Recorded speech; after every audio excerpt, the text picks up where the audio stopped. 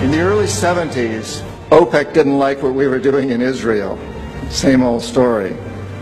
And so they cut off our oil supplies. So some of you will remember these long lines at the gas stations. And we feared we were going to have another depression like the 1929 depression. And so the U.S. Treasury Department came to me and other economic hitmen and said, listen, you know, we can't allow OPEC to blackmail us anymore. You guys got to come up with a plan so this will never happen again.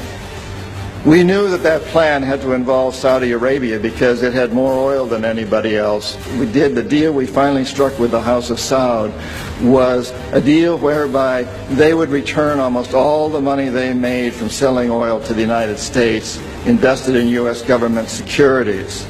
The U.S. Treasury Department would use the interest from those securities, which over the years has amounted to trillions of dollars, to hire U.S. companies to westernize Saudi Arabia, build petrochemical complexes, desalinization plants, whole cities out of the desert, McDonald's and all the other things that go along with our Western culture.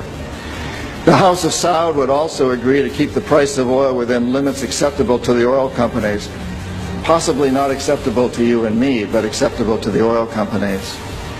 And this is very, very important. They agree that they would never ever sell oil for anything other than U.S. dollars. It was an amazing deal, the deal of the century. It was history-making, incredibly powerful deal that we struck with Saudi Arabia.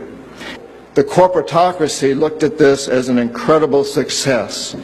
I had done my job. We economic hitmen did a great job with that one. So we decided that Saddam Hussein ought to accept something very similar.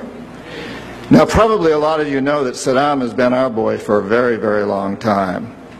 You may remember Abdul Karim Qasim, who was president of Iraq in the early 60s.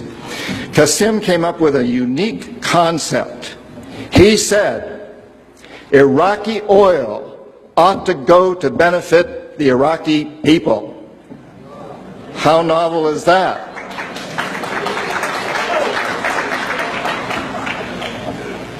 But we didn't like that very much. He began to tax the oil companies, particularly the British and some American companies, and threatened to nationalize our oil companies. And so we decided that Qasim had to go. The CIA sent an assassination team.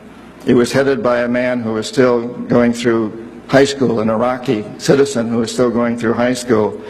They riddled Qasim's car with bullets on the streets of Baghdad and missed him. The head of this assassination team was wounded and fled to Syria. His name was Saddam Hussein. He was a CIA agent in those days, an assassin for us. He failed. He was our boy. He was our man.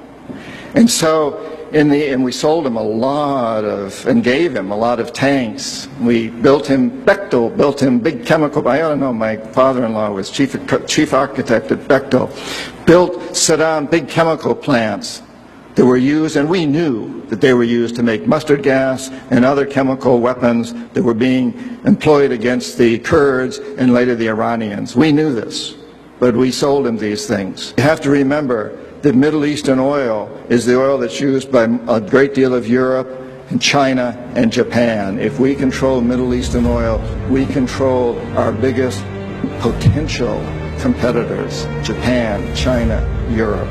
So it's very important that we do that.